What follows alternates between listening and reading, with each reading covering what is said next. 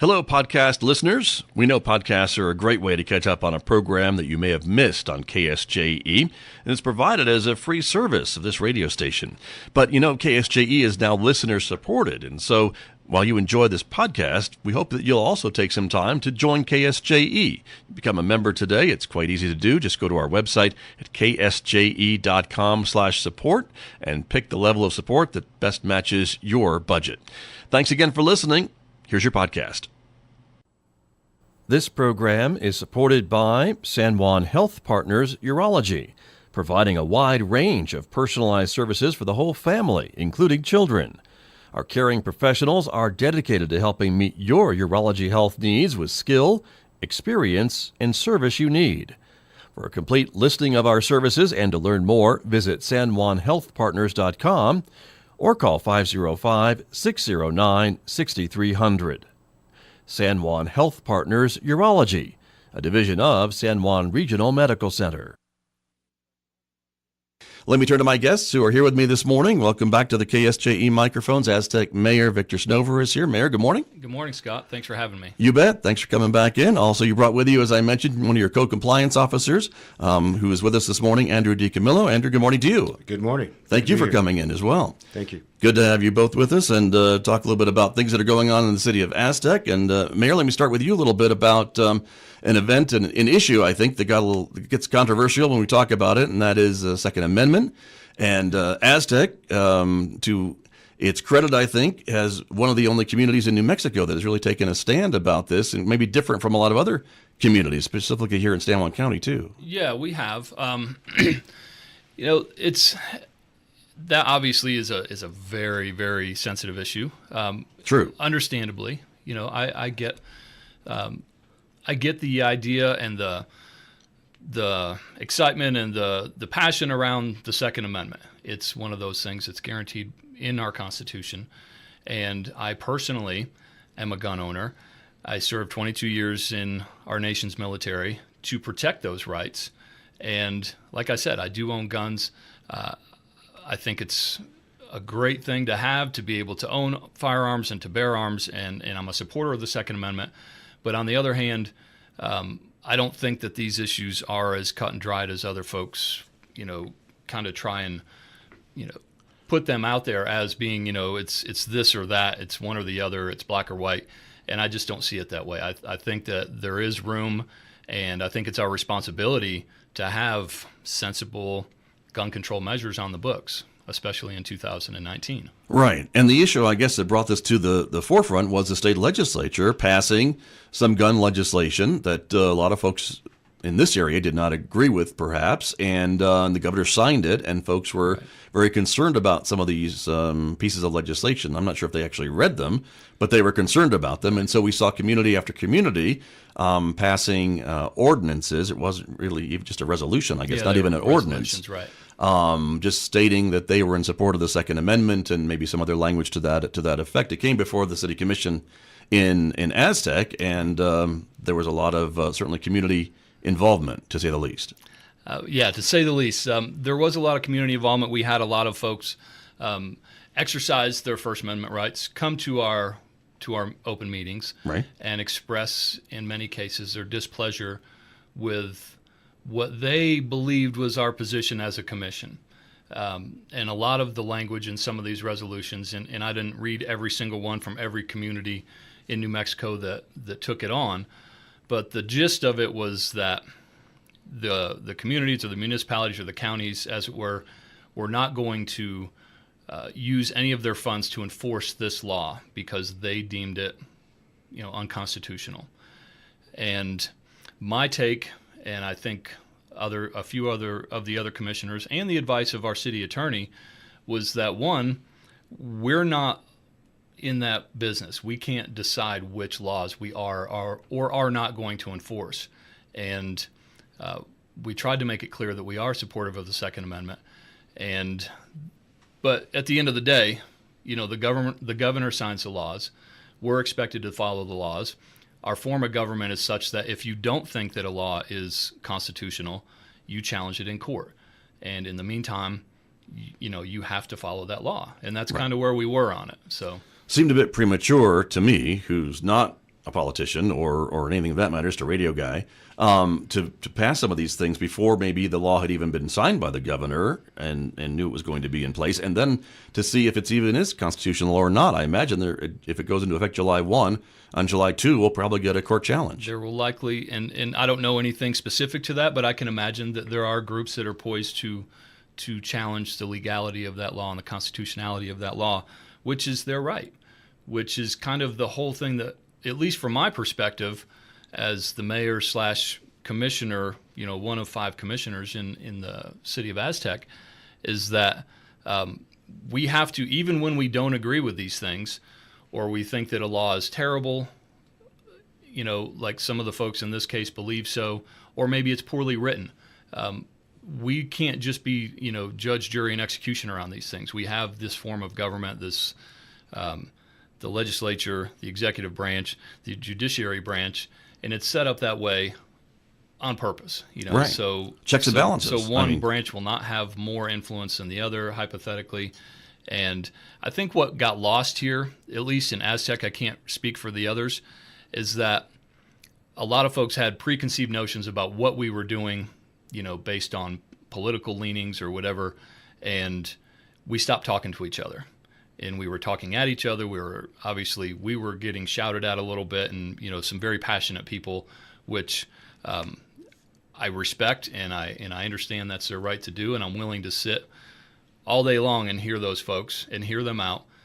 I just think it's important that we have a dialogue and that we kind of get rid of some of these preconceived notions, because I've heard folks saying that we outlawed guns in Aztec. Some of the crazier stuff that I've heard, but it's Simply not not crazy true. if you believe it. Right. If you have Right. like what you think is good information and that you have it by a good source, it seems reasonable. But that's the farthest thing from what we're trying to do. We're merely we're doing our job. We're supposed to support the laws of the state of New Mexico and apply them just like we would any other law. And that's all we're doing. Right. And that's where things stand today. And that's where things stand today. And we'll see as these laws come into play, as we said, if there'll be some challenges or what have you, and some of these Right. communities that have passed these ordinances, resolutions. Pardon me, I keep using the wrong term. If those stand or if they don't. Yeah, and I have to say, Scott, I didn't enter this fray with this in mind or with this expectation, but I'm proud of our commission. I'm proud to say that we are one of the only communities at least in the Four Corners region, in San Juan County for sure.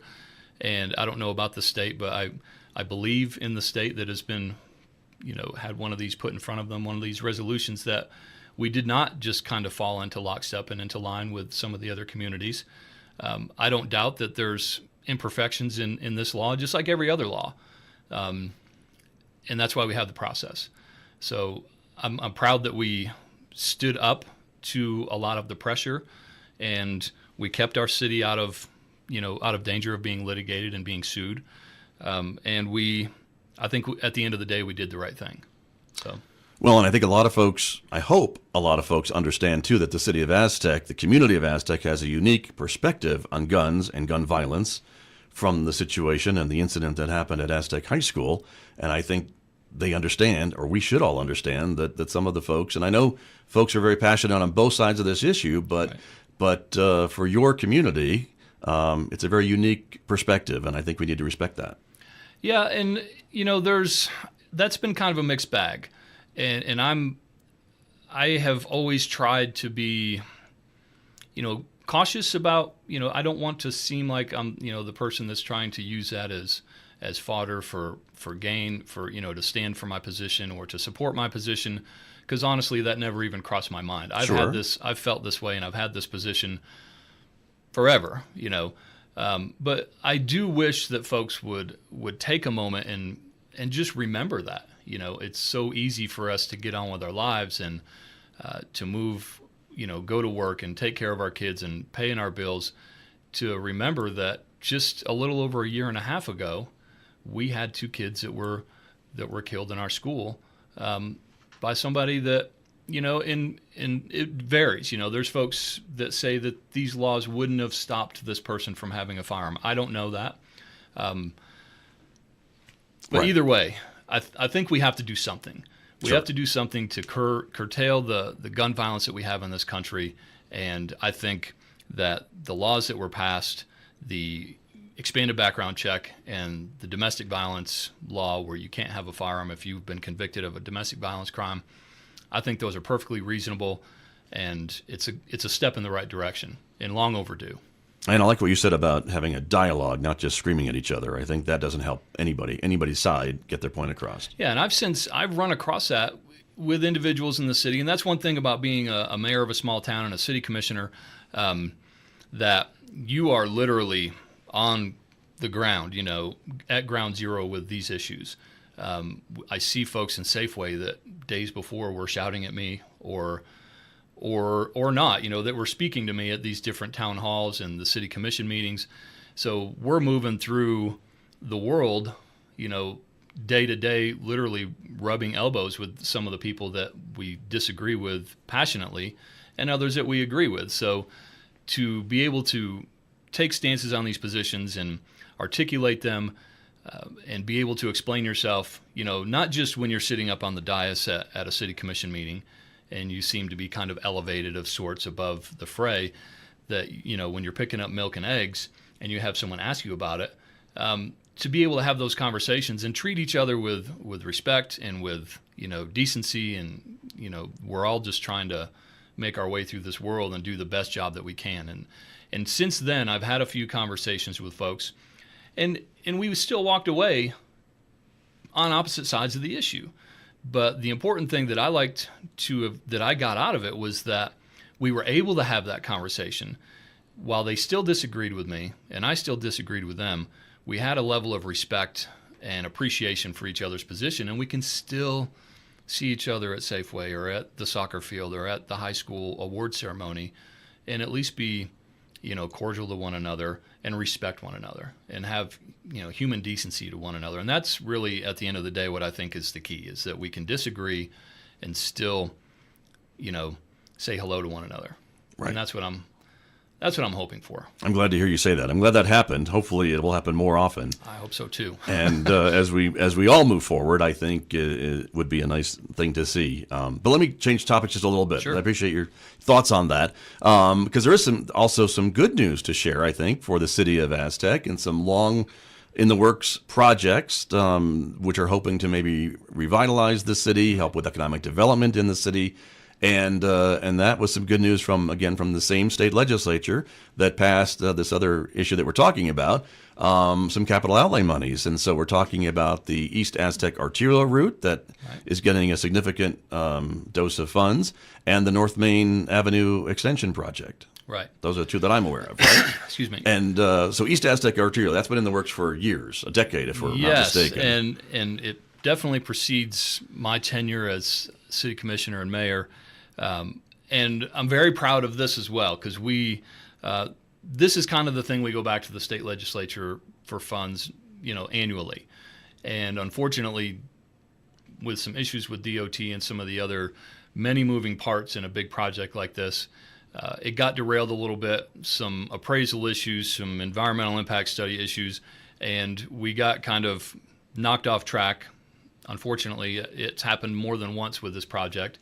But thanks to the close relationship we've had with our state legislators, they've been very, very on board with us keeping this funding reappropriated and trying to get it finished. And I just want to kind of give them kudos and tip my hat to their efforts as well, because year in and year out, we're coming to them saying, hey, we need this money. We need you to reappropriate it. We had an issue. And to their credit, they understand that these things often happen with big state and federal projects, and they've been great partners, helping us get our funds reappropriated. And this particular year, we were also able to get an additional $3.1 million, which I'm hoping, we talked a little bit about this off air, that barring any major catastrophes, knock on wood kind of thing, right, that we will have the funding to get this project finished. Should be enough. Yes. Knock on wood. Knock on wood. But, things always. Right.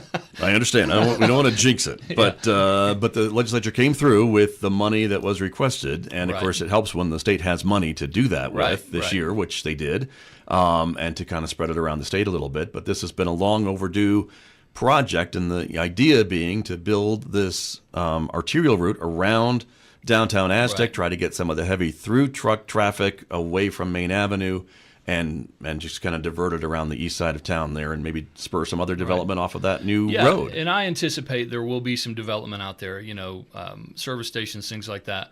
But primarily, it's going to get the big truck traffic away from the downtown, our absolutely beautiful historic downtown Aztec, that is also getting ready to undergo some renovations and some transition.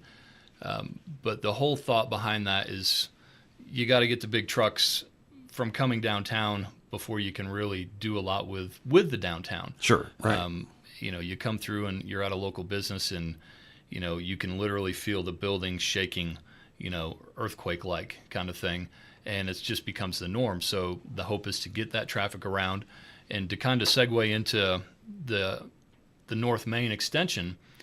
Our thought with the city is that, so we build this arterial bypass, quote unquote, and people start bypassing Aztec, and that's the fear. Right. So it's not just going to be open to trucks. It's going to be open to everybody. It's going to be open to everybody. Right. And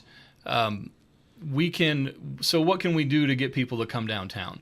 And my thought process on this, and this is something that we've had this project, the North Main extension, the renderings have been done, I believe, since 2013. Right. So we kind of literally dusted it off. Since I came on the commission, we've talked about it, community development. Andrew's supervisor, Steven Saavedra, has talked about it, and we finally found the opportunity to ask for additional funding with this, with the big surplus we had at the state level. So what better time to request money than when you're flush with cash? So the idea is to have this underway kind of simultaneously while the bypass arterial route is being constructed as well. So when folks do continue to come through downtown, while they're waiting for that to finish, they're going to see this other, kind of exciting development happening. And that will be their reason to come down. They'll see something going on. They'll see other things being put in there. And it won't be one of those things where we have to be like, oh, yeah, well, now we have this other thing, even though you're used to driving around Aztec. But I promise it's better. Come down here. So to have that ready to go and something that they can visually kind of sink their teeth into, so to speak, while we're completing this other road project, I'm hoping it'll be kind of up on its own legs, and there'll be vendors and merchants and restaurants being put in there, and that'll pull the people into the downtown area. Sure. Once the bypass does get finished, it gives them a reason to come down and spend their money and hang out and see what other great things we have in the city of Aztec. Indeed. And it already also aligns with the trail system and the bridge, the pedestrian bridge over the Animas River that links the ruins to downtown in a way, and it will do more of that. And that's exactly what it's designed to do, is to that bridge. And have you been on it before? It's really cool. It's very. I'm embarrassed to say I have not, so I need to get over there and do that. Yeah. And so you come over the bridge, and it kind of drops you off right at the top of that extension. Where that will be. Mm-hmm. So. And I've talked to folks, and just a little shameless plug, I work with my Aztec JROTC cadets, work at Aztec Ruins with New Mexico Youth Conservation Corps every year. So we've played a huge role in the development of Aztec Ruins and the beautification of it. And we see visitors all summer long, and they're like, what is there to do in Aztec? Where else can we go? And with just a few exceptions, there's not a lot to tell them. There's not really several places to stay.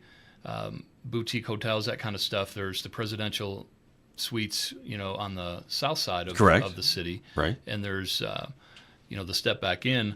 But as far as restaurants and things like that, and, cool shops to go to, it's difficult to steer them in any direction. But hopefully, once this is completed, just like, hey, just keep walking across this bridge, and it'll dump you right off into this new area that the city's developed. And, there's X, Y, and Z things to do, because I run into visitors from all around the country, and I've and even internationally that come to the UNESCO World Heritage Site that is Aztec Ruins. And it's really a jewel that I'm hoping as we move forward, we'll be able to capitalize on those visitors and their tourist dollars. Right. Very true. Well, and again, there's been a lot of planning involved with this, and I'll bring Andrew into the conversation here in just a second about some of the other efforts like MRA, Metropolitan Redevelopment Area for the downtown Aztec area that allows the city maybe to do more and the region to do more and things along that line. So all these things to me seems like they're working together in alignment. You've got the path, you've got the bridge, the North Main extension will align right with that as well. So it's all coming together, and the timing seems to be pretty good, and you've got money to pay for it now, which is exciting. And you know, I just think that sometimes that's, I mean, I think we could all, as men in our 40s and 50s maybe, that we recognize that sometimes timing is key to some of these things. And, you know, this isn't to take away from any of the efforts, because if it weren't for the efforts of our predecessors, we wouldn't have been in these positions, you know, these with like a shovel-ready project like the North Main extension. Something, you know, credit that they have stuck with the bypass, the arterial route all these years when others, you know, with a little less, you know, of a stomach would have abandoned it, and it would have been the road to nowhere with millions of dollars later. So credit to the folks that have preceded us and kind of handed the baton off to us, and we're very fortunate that things seem to be kind of lining up. And the timing's everything in some cases, and I'm happy to be able to see this project through and hopefully have them completed under our watch. So. Right, which is be very exciting. So stay tuned, everyone. And again, I don't think the state just throws millions of dollars at a municipality if you don't have some plans in place and some studies to be able to show the state that here's what we want to use your money for, and we're ready to go. So that's kind of how it works. Andrew, let me turn the conversation to you a little bit. Andrew DiCamillo, who is a co-compliance officer with the city of Aztec. And so as all this is getting done, as the mayor describes, it is your job and the job of your department to go out and look for maybe properties that aren't quite up to snuff and enforce some of those code compliance rules and ordinances. And the city just adopted another one, correct, that hopes to maybe raise the quality of the buildings in the city of Aztec, both commercial and residential? Yeah, absolutely. So about a year ago, I was hired on, and my director, Steven Saavedra, drove me around town and said, you know, can we do something different than traditionally going after weeds and these types of nuisance issues that you normally utilize state statute to address those property issues. The International Property Maintenance Code, which 20 years ago, I worked in the city of Albuquerque, that we introduced as an aid really for law enforcement and to get into living conditions and represent structures was really kind of the answer that was able to produce for the city so that we could go after. And some of these structures have been, you know, they drove me around to see were vacant or burnt, and they've just been sat in that stage for decades, and in some cases, or many years. And from city attorney to commissioners, really just never thought that there was a method or a way to address those. And this code, the certification, which is in line with building codes, so anything built in the county or in the city falls under a building code. This is kind of lower on the totem pole, but addresses kind of the same livability issues. And so we've had great success in it. And it's not only because of the code and the method that we're able to execute in that, but and the reason why I'm sitting here is because of the political will behind it. And again, the law enforcement cooperation, along with other agencies, Adult Protective Services and Children, Youth, and Families and Veterans Affairs, because when you get into the issues of why a home is sick, if you will, if it's in disrepair, and roofs leaking, or something as simple as that, I unfortunately, throughout the long tenure of working in this field, folks will heat their home with their gas stove and don't realize the dangers behind that. And So there's a big educational component to it. I don't get involved with landlord-tenant issues, but in an effort for landlords to be better landlords and tenants to be better tenants, the code addresses both unsanitary conditions for them and making sure the landlord is doing his job or her job to make sure that if the roof leaks, that they fix it. Sure. Those types of things. Understood. But in a community like Aztec, which has a lot of older buildings, some historic buildings and things like that, does that mean there's more, I guess, potential for some code compliance problems if my house has been around for 100 years? I mean, that's maybe going to have more issues than a house that's been around for 20 years, perhaps. Perhaps, yeah, absolutely. I know they don't build them like they used to. Right, and so that is correct. In another way, and as I mentioned with law enforcement, and unfortunately, criminal predicate sometimes runs parallel with substandard living conditions, and so partnering with again having the recipe for success with political will, working with other agencies like law enforcement to understand, well, I've got this house that's obviously in disrepair, broken windows, and things such as this. Sometimes the people are living with no utilities, and when we kind of get together, they say, well, there's a large presence of criminal activity as well, and so that's on the criminal side. I have nothing to do with it, sure. But I definitely can work to the end of making it a better place to live for the folks there. So. Right. And so take us through the process then. If there's a problem with a property, do you send a letter? Do you go out and visit the property to confirm that there's an issue, or talk to the property owner? How does the process get started, I suppose? Well, and there's two ways, and because we're in Pleasantville, as I like to affectionately refer to Aztec as, and compared to Albuquerque, compared to you're right. Yeah, I'll say it. You don't have to. Yeah, thank you. Yes, thank sir. you. And most other places actually that I've been to, but Right. yeah, that's probably No offense, accurate. Albuquerque, but come on, get your stuff together. Yeah, thank you. Go Yeah, ahead. exactly. So it would either start out with a complaint or what we call proactive, where just drive around and you see that one house that kind of sticks out in the neighborhood as just having an excessive amount of issues, inoperable vehicles, like I touched on, broken windows and stuff like this.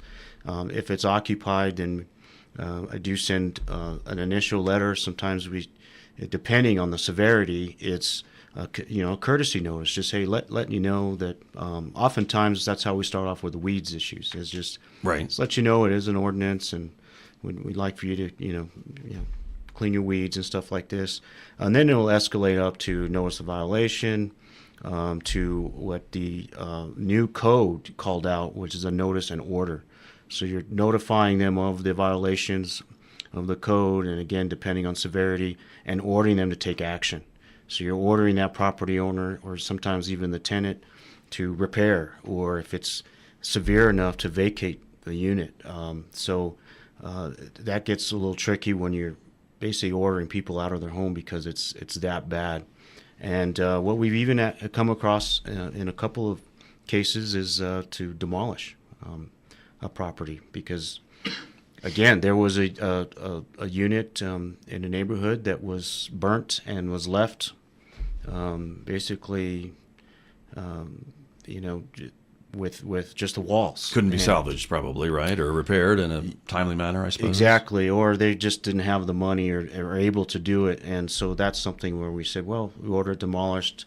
The city does allow for up to a year to these units to stay in that condition, and for folks to kind of get their Gotcha. Ducks in a row to repair it. But after that, and again, I was blessed with the fact that these property owners were willing to also follow through with that order. Right, and that was going to be my next question to you, and Mayor, chime in if you'd like to as well. Is that I don't think the city wants to put anyone, fine anyone, or put anyone into legal jeopardy. You just want to get these properties improved and safe, and that's kind of the idea. And so they have a certain amount of time to do this. Uh-huh. If it's an elderly property owner, is there something else that the city can offer to maybe help them get their property into compliance if perhaps they can't do it physically themselves or afford to hire someone to do it? I hear that all the time from some folks that are trying to maintain their property but simply maybe cannot.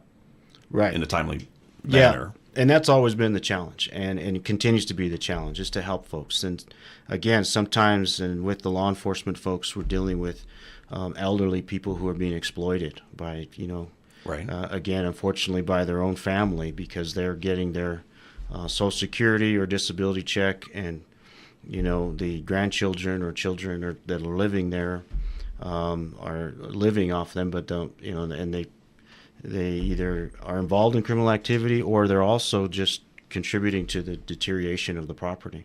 Gotcha. We've had a couple of instances now working with our senior center, who's a direct conduit to Adult Protective Services, to go over and offer assistance to clean up a house, because some of our elderly, they have issues, and are, where they are unable to clean up after themselves or after their animals in a lot of cases. And so that's an ongoing challenge. The three biggest agencies that I hope to gain better contact with and more coordination are Children, Youth, and Families, the Veterans Affairs, Adult Protective Services, such as this, to so that we're not. And again, traditionally, code compliance is a punitive action, and we don't want to be so heavy-handed. We truly want to, make their home and their living better and safer. So. Right. Got it. All right.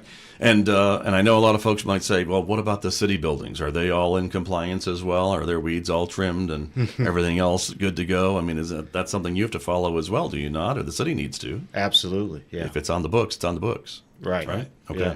All right. We have just a few minutes remaining, gentlemen. And Mayor, I want to ask you a bit about Riverfest, because I know it is a Farmington event, but yet Aztec is involved too. And there's a new event this year for Riverfest, and you're kind of putting out a challenge this morning, perhaps. I'm throwing the gauntlet down to my colleague, Mayor Duckett.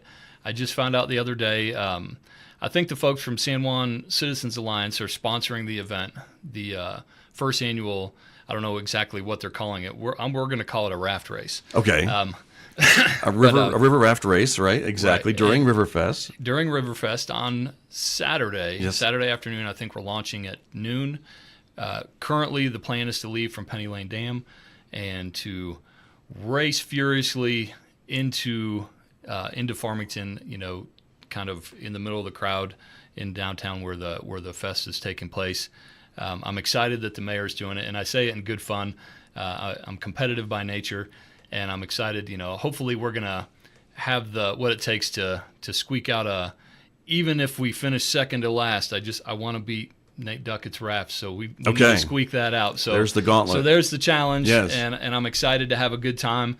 I know they've talked about this for a long time, about doing something on the river like this, and we've been so fortunate to have the heavy snowpack and the runoff. So last year we couldn't even consider it, but this year it's going to be exciting, and just another reason to get folks out and about and to see a little friendly competition and a little ribbing and that kind of stuff, and have a great time at one of what's turned into one of the kind of marquee events to kick off the summer here in our region. Very true, and it should be exciting. So there will be a Aztec City raft in this race, is what you're telling us. Yes, myself, Mr. DiCamillo sitting to my right, his supervisor Steven Saavedra, and our city attorney Nikki Unsicker are going to be out there. All the rafts have professional guides. They're going to provide all the gear. There's a small entry fee, and then there's a small prize for the winners. But it's more of bragging rights as far as I'm concerned. So that's true for you. That's true. Yeah, I I'm think, excited. and maybe Mayor Duckett. We'll see. Right. But there you go, Mayor. So we'll see what happens. But I know that is one of the events, and if you want to get a group together and join this raft race, that is still possible, as we mentioned on the Riverfest website. Right. To do that as part of the events on Saturday. And Mayor, one final thought, one final question to you. You gave me a card this morning. So what does this mean, Mayor Snover? That means that I am, what do they call it? They call it testing the waters. Okay. Exploratory committee. I'm exploring a possible run for what's going to be the vacant seat for our current Congressman, Ben Ray Lujan, who, as many know, has thrown his hat in the ring for what's going to be retiring Senate Tom Udall's seat. Right. So So that would be District 3? I'm just checking it out. I'm seeing, New Okay. Mexico Congressional District 3. It's essentially the northern, probably 40% of the state. Right. It's probably it's a fairly large district, and I'm excited to once school's over and in between my mayoral duties and city commission duties to get out and about around the northern part of the state and talk to folks about some of the issues that concern them, and hopefully that they think I have the right ideas and plans to help further their positions and their issues in the state and the country. Sure. Well, good luck, and let us know what you decide. I guess we will. We'll decide. You haven't filed anything yet, as you were telling me. I haven't filed with the FEC yet, but it's we'll see. We'll see how things go. I'm excited to meet folks around this part of the state, outside of San Juan County. This is kind of unusual for this. There's not generally somebody from this part of the state that enters a race like this. It's generally folks from the Santa Fe, Albuquerque area, but in our case, in our district, it would be the Santa Fe area. And so getting my name out there, getting a little more coverage and, kind of elevating my profile, so to speak, and talking to voters and listening to their concerns and how I feel like I might be able to help be the person to help solve some of those issues moving forward. So. Well, I know what you're doing this summer, I guess. Yeah, absolutely. When you're out of school. I'll be busy, but it's exciting. All right.